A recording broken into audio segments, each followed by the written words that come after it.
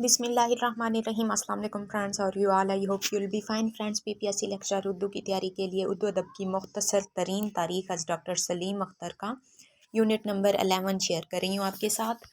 इसका उन्वान है उर्दू नस्र का ज़ुहूर, मुस्तशरिकीन और यूरोपियन शोराए उर्दू। उर्दू नस्र की इब्तदा के बारे में इसमें हम पढ़ेंगे मुस्तशरिकीन, और यूरोप के शोराए उर्दू के बारे में पढ़ेंगे मुस्तशरिकीन क्या होता है।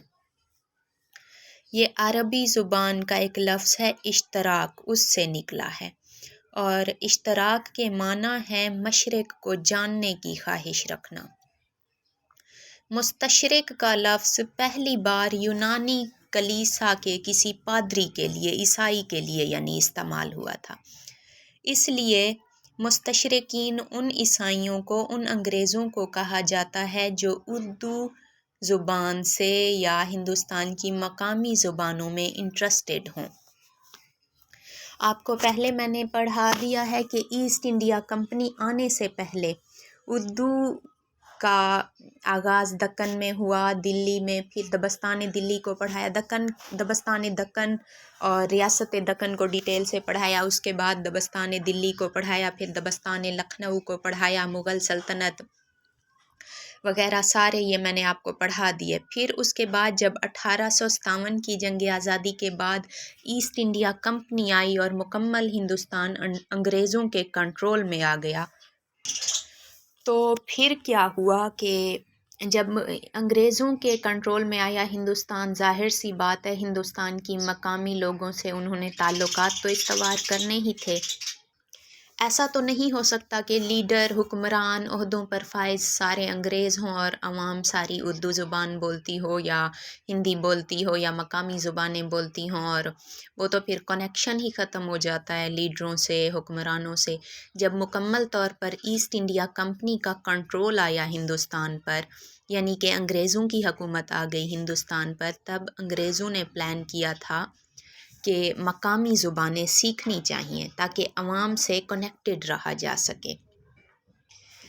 1798 में हिंदुस्तान का गवर्नर बनाया गया था लॉर्ड विल्ज़ली को, और उसने जब वो गवर्नर बनकर आया तो उसने वहाँ के नज़्म नस्क को ऑब्ज़र्व किया और फिर ये नतीजा अख़ज़ किया था कि इंडिया में इंग्लिस्तान से जो भी मुलाजमीन आते हैं, ज़ाहिर सी बात है ईस्ट इंडिया कंपनी का जो कंट्रोल आया हिंदुस्तान पर, देन उन्होंने क्या किया कि तमाम ओहदों पर फाइज किया अपने बरतानिया से आने वाले ऑफिसर्स को, और किसी भी हिंदू को या किसी भी हिंदुस्तानी मुसलमान को या किसी सिख को, यानी किसी भी हिंदुस्तानी को आला ओहदों पर फाइज नहीं किया जाता था। सिर्फ़ और सिर्फ मुकम्मल कंट्रोल था ईस्ट इंडिया कंपनी के पास, तो इंग्लिस्तान से आते थे मुलाजमीन और उन्हें ही ओहदों पर फाइज किया जाता था, आला ओहदों पर। फिर लॉर्ड विल्ज़ली ने नतीजा अख़ज़ किया कि जो अंग्रेज़ आते हैं बरतानिया से, वो मकामी ज़ुबानें नहीं जानते, तो वो मकामी लोगों से कैसे कनेक्टेड रह सकते हैं, कैसे टच रह सकते हैं, और किस तरह से वो नज़्म व नस्क को बेटर से बेटर कंटिन्यू कर सकते हैं। देन उसने प्लान किया था कि इंग्लिस्तान से जो भी नए मुलाजमीन आएंगे ईस्ट इंडिया कंपनी के मुख्तलिफ़ शोबों में काम करने के लिए, जो भी आएंगे उनको कोई भी जॉब तब तक नहीं दी जाएगी जब तक वो मकामी ज़ुबानों का टेस्ट पास नहीं करेंगे या मकामी ज़ुबानों की बाकायदा तरबियत नहीं लेंगे। फिर इस तरह से जो अंग्रेज़ आए तो उन्होंने मकामी ज़ुबानों की तरबियत हासिल की और वो उर्दू में इंटरेस्टेड होने लगे, इसलिए उन्हें मुस्तशरिकीन कहा गया। मुस्तशरिकीन यानी वो मगरबी, वो अंग्रेज़ जो हिंदुस्तान आए और हिंदुस्तान की ज़ुबानों में इंटरेस्ट लेने लग गए। नेक्स्ट देखते हैं हम, मुस्लिम और मुग़ल हुक्मरानों के अहद में दिल्ली, लखनऊ और अकबराबाद यानी आगरा दारुल हुकूमत रहे। ये ऑलरेडी पढ़ा चुकी हूँ, लेकिन ईस्ट इंडिया कंपनी की वजह से दिल्ली और लखनऊ के मुतवाज़ी कलकत्ता ने गैर सरकारी दारुल हुकूमत की हैसियत इख्तियार कर ली थी। जब ईस्ट इंडिया कंपनी का कंट्रोल हुआ हिंदुस्तान पर, देन दिल्ली, आगरा, लखनऊ वगैरह सारों की हैसियत ख़त्म हो गई और दारुल हुकूमत कलकत्ता को बना दिया गया। पहले तो कलकत्ता वहाँ बंदरगाह होने की वजह से तिजारत का मरकज़, तिजारती शहर था और फिर हुकूमत का मरकज़ बना। फोर्ट विलियम कॉलेज भी कलकत्ता में बनाया गया था और आखिरी लखनऊ के आखिरी जो बादशाह थे वाजिद अली शाह, उन्हें भी कलकत्ता के मटिया बिरज में कैद करके ले जाया गया था। 1772 में मुर्शदाबाद की मरकज़ी हैसियत ख़त्म करके कलकत्ता में सरकारी ख़जाने को मुंतकिल कर दिया गया था। 2 बरस बाद इंतज़ामी लिहाज से बम्बई और मद्रास भी कलकत्ता से मुंसलिक कर दिए गए और यूं आहिस्ता आहिस्ता कलकत्ता मुग़लों की दिल्ली के मुकाबले में ईस्ट इंडिया कंपनी का सदर मकाम बन गया। गालिब पेंशन की बहाली के सिलसिले में 21 फ़रवरी को 1828 में कलकत्ता गए तो वहाँ मगरबी टेक्नोलॉजी, जदीद माहौल, गैर मुल्की शराब और जदीद इजादात, सिकर्ट में मलबूस लड़कियाँ, गोरियाँ जो थीं अंग्रेज़ों की, ये सब माहौल उन्होंने देखा मगरबी माहौल, तो वो कलकत्ता के ही शैदाई हो गए। और उनका एक मशहूर शेर भी है। पूछा गया था इंटरव्यू में एक कैंडिडेट से कि गालिब ने कलकत्ता की किस शहर की तारीफ़ में नज़म लिखी है, कलकत्ता की तहरीर में, और उसका एक शेर सुनाने को भी कहा गया था। कलकत्ते का जो ज़िक्र किया तूने हमनशी, एक तीर मेरे सीने में मारा के हाय हाय। Fort William college, most important topic, Fort William college. मैंने आप लोगों को पहले ही बताया है कि जब बरे सगीर में यानी हिंदुस्तान में बरतानिया से कोई भी आते थे मुलाजिम ईस्ट इंडिया कंपनी के, और वो हिंदुस्तान में कोई भी ओहदा संभालने के लिए आते थे, तो उन्हें फ़ैसला किया गया था कि उन्हें मकामी ज़ुबानों का टेस्ट पास करना होगा या बाकायदा तौर पर तरबियत लेनी होगी मकामी ज़ुबानों की, यानी कि हिंदुस्तानी ज़बानों की, ताकि वो हिंदुस्तान की आवाम से कनेक्टेड रह सकें, उनसे टच रह सकें और मामलात को अच्छे से अपने कंट्रोल में ला सकें। इस मकसद के लिए फ़र्स्ट ऑफ़ ऑल एक इदारा कायम किया गया था, fort William college. Fort William college का आगाज़ कैसे हुआ था? 1 जनवरी 1799 में एक मदरसा बनाया गया था जिसका नाम था सेमिनरी ओरिएंटल, और यही मदरसा बाद में 10 जुलाई 1800 में फोर्ट विलियम कॉलेज बन गया था और ये कलकत्ता में कायम हुआ था। ये बना तो 10 जुलाई को था, लेकिन इस शर्त पर बनाया गया था कि इसका यौम तासीस 10 जुलाई के बजाय 4 मई 1800 तस्वुर किया जाएगा। और इसकी वजह ये थी कि 4 मई टीपू सुल्तान शहीद के दारुल हुकूमत सेरिंगापटम के सकूत की पहली सालगिरह का दिन था, जबकि कॉलेज में बाकायदा दरसो तदरीस का आगाज़ हुआ था ग़ालिबन 23 नवंबर 1800 को, यानी कॉलेज के क़याम के ऐलान के 6 माह के अरसे के बाद। और इसका सबसे बड़ा अफसर जो था उसे प्रोस्ट कहते थे। प्रोस्ट पादरी को कहते हैं, कलीसा के पादरी यानी ईसाई को, और सबसे बड़ा इसका जो अफसर होता था उसे प्रोस्ट कहते थे। ईसाई ही ऑफिसर्स होते थे ना, तो उसे प्रोस्ट कहते थे। फोर्ट विलियम कॉलेज में मशरकी ज़ुबानों की तालीम पर ज़्यादा फोकस किया जाता था, और इस इदारे में जो बरतानिया के ऑफ़िसर्स आते थे उनकी तालीम व तरबियत मशरकी ज़ुबानों से उनको कनेक्ट करने, उनको तालीम देने के अलावा वहाँ के जो प्रोफेसर्स थे उनकी मदद के लिए भी शोबे बनाए गए थे। हिंदुस्तानी ज़ुबान के शोबे में पहली बार मुंशी मुकर्रर किए गए थे, जिसे बाद में पहली बार 12 मुंशी बनाए गए थे इसके, और बाद में तकरीबन ये 25 मुंशी कर दिए गए थे। स्टार्टिंग में 12 थे। इस कॉलेज के कायम करने का एक मकसद ये भी था कि जो तसनीफ़ात थीं हिंदुस्तानी रियाया के दिलों पर अंग्रेज़ हुकूमत की शान व शौकत, इल्म व दोस्ती और फ़याज़ी का नक्श कायम करें। ऐसी तसनीफ़ात पढ़ाई जाती थीं जिनसे हिंदुस्तानी अवाम पर अंग्रेज़ों के خلوص کی نشاندہی کی جائے، یعنی کہ ہندوستانی عوام کو اس اندھیرے میں رکھا جاتا تھا کہ ایسٹ انڈیا کمپنی ان کے حق میں ہے، ان کی مخلص ہے۔ فورٹ ولیم کالج میں تصنیف و تالیف کا تقریباً 20 سال سے زائد عرصے تک کام جاری رہا تھا، اور اس عرصے میں 19 ادیبوں نے تقریباً 50 سے زیادہ کتابیں تصنیف و تالیف کی یا ترجمہ کر کے شائع کروائیں تھیں۔ سب سے زیادہ شہرت ان تصانیف میں میر امن دہلوی کی باغ و بہار کو ملی تھی۔ اچھا جی، نیکسٹ دیکھتے ہیں ہم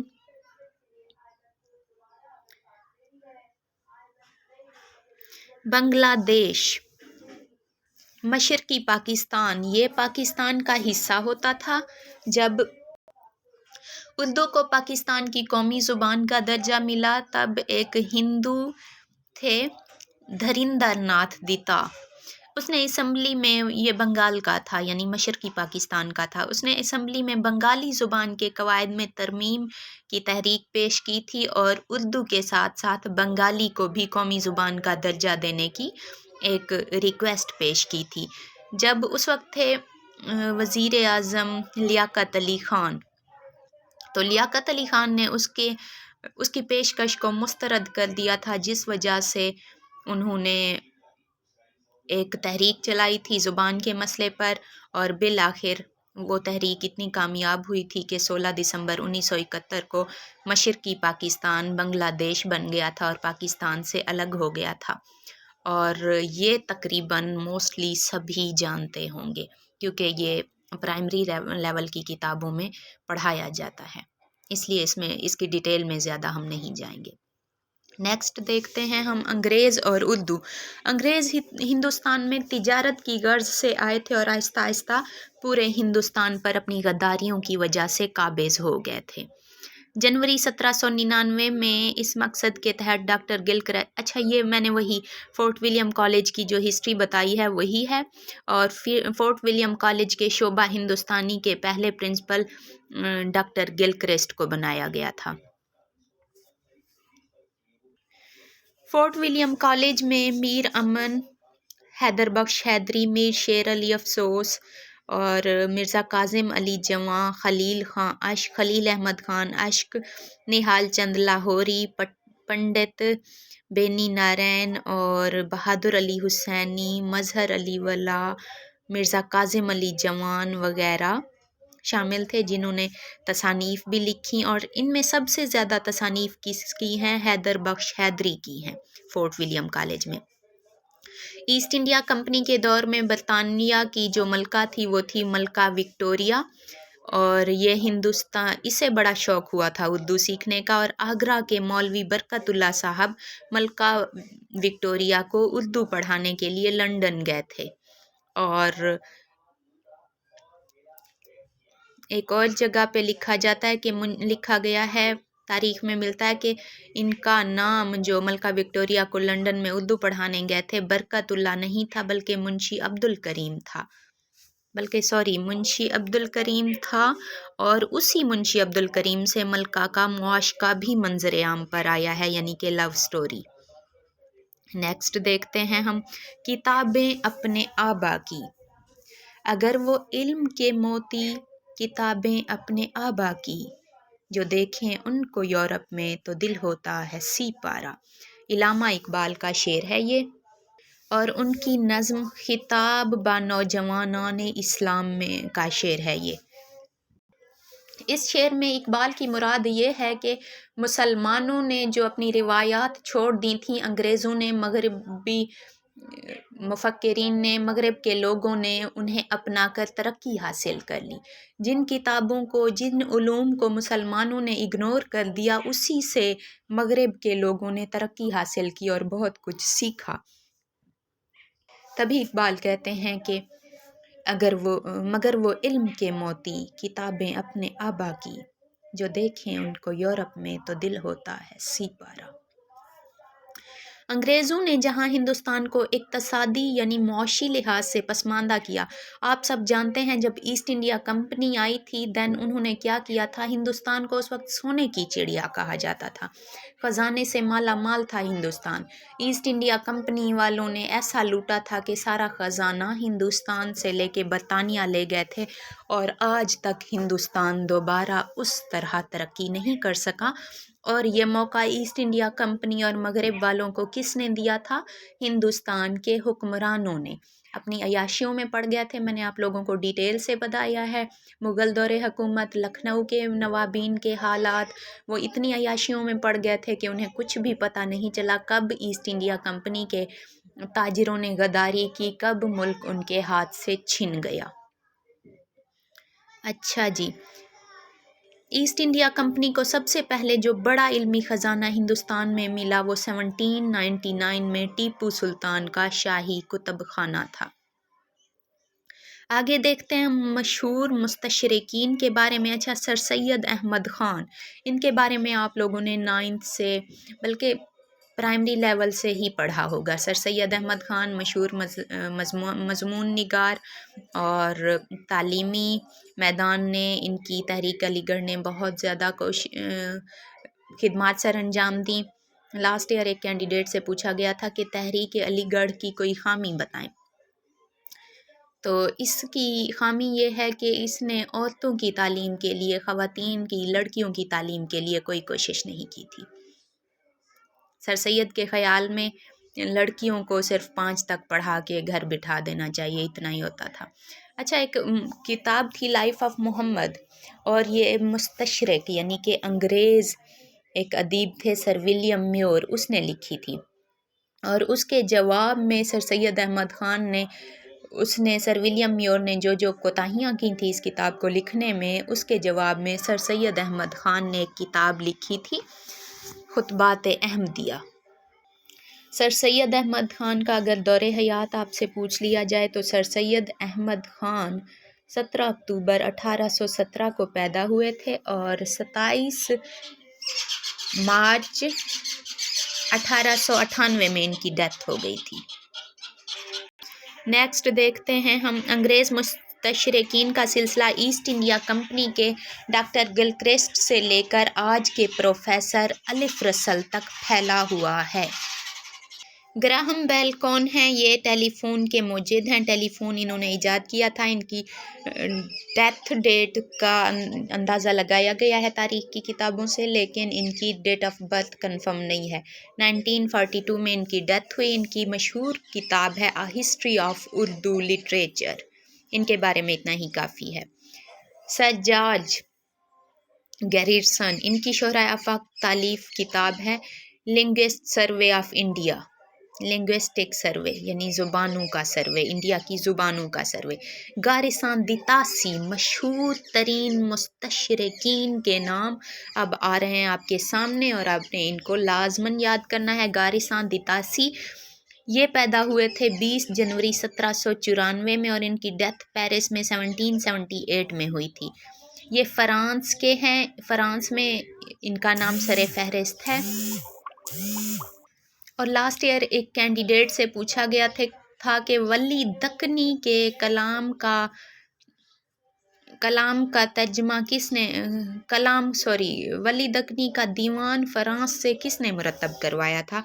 गारिसान दितासी ने ही मुरतब करवाया था। मोस्ट इम्पॉर्टेंट क्वेश्चन है ये उर्दू का आशिक था और इसने पेरिस में बैठकर उर्दू अदब और शायरी के ज़मन में जो कारआमद मवाद जमा किया, तहकीकात की और अपने खुतबात से अहले फ़्रांस में उर्दू में दिलचस्पी पैदा करने की कोशिश की, इस वजह से ये उर्दू के मोहसिन समझे जाते हैं। इन्हें उर्दू अंग्रेज़ी के अलावा अरबी, फ़ारसी और तुर्की से भी शगफ था और उनका भी इल्म रखते थे, लेकिन ज़्यादातर इन्होंने उर्दू पर तवज्जो दी। इनके उस्ताद का नाम था सिल्वेस्टर दितासी। उसकी तहरीक की वजह से ये उर्दू में इंटरेस्ट लेने लगे और इस्लाम से भी इन्हें दिलचस्पी हो गई थी। गारिसान दितासी ने 1833 में सबसे पहले वही बात आ गई, वली दक्कनी का दीवान मुरतब करके शाये करवाया था। इसके अलावा आराइश महफिल को 2 अबवाब में, किस्सा गुल बकाउली को کو تلخیص کی یعنی اسے مختصر کر کے شائع کروایا 1835 میں، اور داستان باغ و بہار کو 1878 میں ان کے تراجم کیے تھے۔ نیکسٹ دیکھتے ہیں ہم پروفیسر ثریا حسین اور آغا افتخار حسین کے بموجب نام کا درست تلفظ گارسیں ہے، گارساں نہیں ہے۔ اچھا جی، ڈاکٹر اسپرنگر، ان کا پورا نام تھا الواس اسپرنگر، اور یہ 3 ستمبر ٹیرول میں 3 ستمبر 1812 میں ان کی ڈیتھ ہو گئی تھی۔ ہائیڈلبرگ 12 دسمبر 1893 میں ڈیتھ ہوئی تھی، اور 1812 میں یہ پیدا ہوئے تھے۔ یہ مستشرقین ان مستشرقین میں سے ہیں جنہوں نے اردو ادب کی خوب خدمت کی۔ یہ جرمنی کا تھا اور ڈاکٹر تھا، بس اس کے علاوہ 22 اور زبانیں بھی جانتا تھا۔ جہاں تک دلی کالج کا تعلق ہے تو ابتدائی صورت میں یہ 1792 میں قائم کیا گیا تھا۔ ایک مدرسہ غازی الدین تھا، جیسے فورٹ ولیم کالج 1799 میں پہلے اورینٹل سیمینری کے نام سے ایک مدرسہ بنا تھا، پھر کالج بنا تھا۔ سیم اسی طرح دلی کالج 1792 میں غازی الدین کے نام کا ایک مدرسہ بنا تھا۔ 1825 میں اسے پھر دلی کالج بنا دیا گیا تھا۔ فرانسیسی ٹیلر کالج کا سیکریٹری اور سپریڈنٹ تھا۔ 1845 میں اسے پرنسپل بنا دیا گیا تھا۔ یہ متعصب عیسائی تھا اور اسے قتل کر دیا گیا تھا 1857 کی جنگ میں، اور اس قتل کا الزام مولوی محمد باقر پر آیا تھا۔ مولوی محمد باقر محمد حسین آزاد کے والد تھے اور پہلے صحافی، اردو کے پہلے صحافی تھے جن کا قتل ہوا تھا، اور ٹیلر کے قتل کے الزام میں مولوی محمد باقر کو گولی مار کر قتل کر دیا گیا تھا۔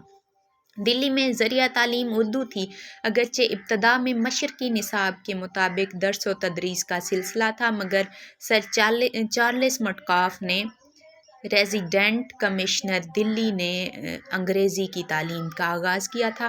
1857 میں دلی کالج بند کر دیا گیا، اس کے بعد 1864 سے لے کر 1877 تک یہ فعال رہا۔